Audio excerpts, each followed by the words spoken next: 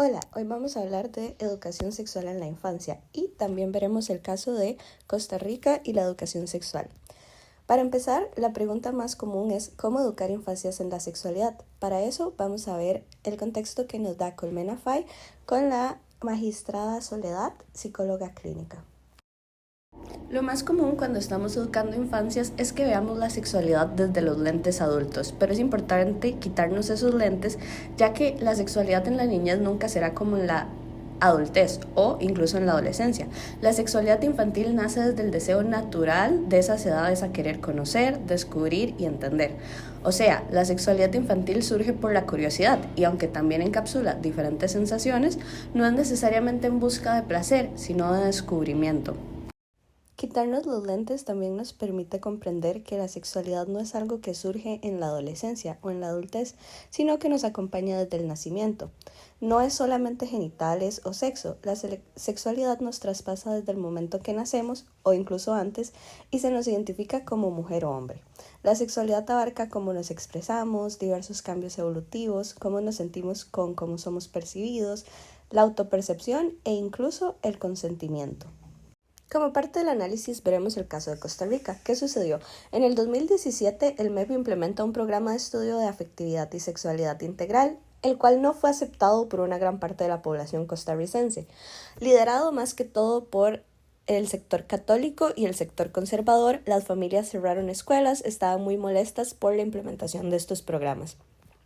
Después de varios años de discusiones, en el 2025, bajo el mandato de Rodrigo Chávez, se hace un comunicado oficial en el MEP indicando que se está trabajando en un nuevo programa. Los pasados ya no se tomarán en cuenta y este programa se llama Programa de Estudio de Educación para la Paz y la Convivencia, por lo que podemos ver que se eliminan temas, el título de sexualidad y afectividad.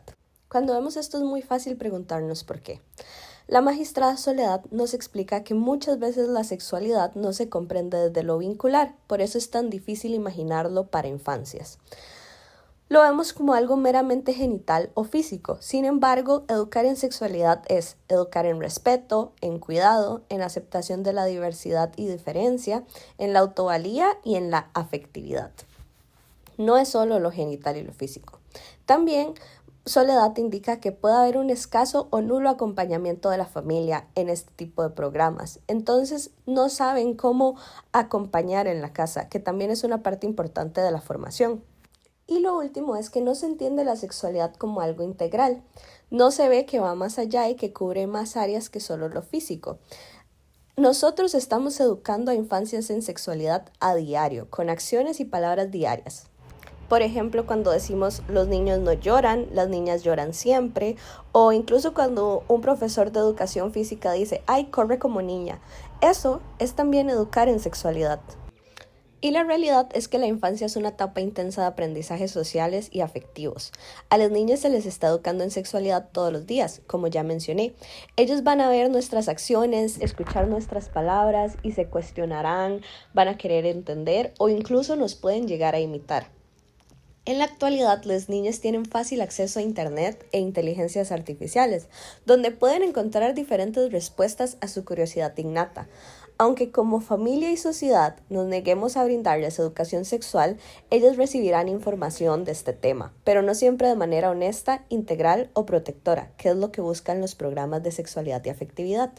Un lema muy escuchado en Costa Rica durante esta discusión fue "a mis hijos los educo yo". Y efectivamente, la magistrada Soledad, psicóloga clínica, nos comenta que la educación sexual infantil es una responsabilidad de toda la sociedad. No es una enseñanza que se pueda recargar exclusivamente en el centro educativo. Y además, como se mencionó anteriormente, estamos educando en sexualidad todos los días, con pequeñas acciones, incluso eso educa en sexualidad. Ahora, sin embargo, en Costa Rica con el plan de estudios inicial se contemplaba y promovía la participación familiar, pero la participación real fue casi nula. Solo 1/3 de estudiantes participaba y era aún menor la participación familiar, claro. Es importante entender que muchas de las familias participaron en los bloqueos a escuelas. Las escuelas estuvieron completamente cerradas porque no estaban de acuerdo con que se implementaran estos programas. Educar en sexualidad es buscar infancias sanas. Las infancias son sujetos de derechos, derechos a ser cuidados, guiados y educados. El derecho a la educación también incluye educación sexual integral, cuidadora y protectora de infancias, como lo dice la magistrada Soledad. La educación sexual infantil ayuda en cuanto a la tolerancia, a la lucha por la equidad, a aprender a respetar. Va mucho más allá de los genitales o de lo físico. ¿Y qué significa la educación sexual en la infancia como un derecho? Al entender la educación sexual en la infancia como un derecho, también se transforma el lente con el que se entiende. Y recordemos que como adultos necesitamos quitarnos esos lentes que traemos. La educación sexual como un derecho significa que se deben generar políticas públicas que protejan la niñez ante estos temas, que sea requisito en la formación de docentes o incluso de psicólogos, mayor involucramiento social y familiar, por ejemplo en los programas que se dan en las escuelas, así como también significa prevención y mayores posibilidades de detección ante abuso sexual infantil, el cual es algo que toda la sociedad tiene que trabajar en conjunto para prevenir. Es por esto que la psicóloga clínica Soledad nos explica que las escuelas deberían tener un proyecto claro sobre cómo van a elaborar este tema durante todos los años escolares. O sea, debe haber un acompañamiento desde el inicio del ciclo escolar hasta el final. Debe haber un currículo claro y que los padres tengan acceso y claridad de cómo podrían involucrarse y acompañar. Esto es clave para Costa Rica, ya que mucho de los comentarios fueron por parte de las familias que no apoyaban ciertos temas. Para las futuras políticas públicas o futuros gobiernos que quieran implementar este tipo de proyectos, pueden abrir espacios más reconocidos para las familias.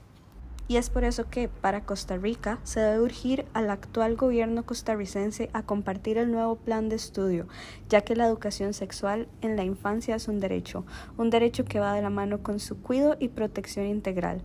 Es primordial un currículo claro y legal que puedan seguir los centros educativos del país.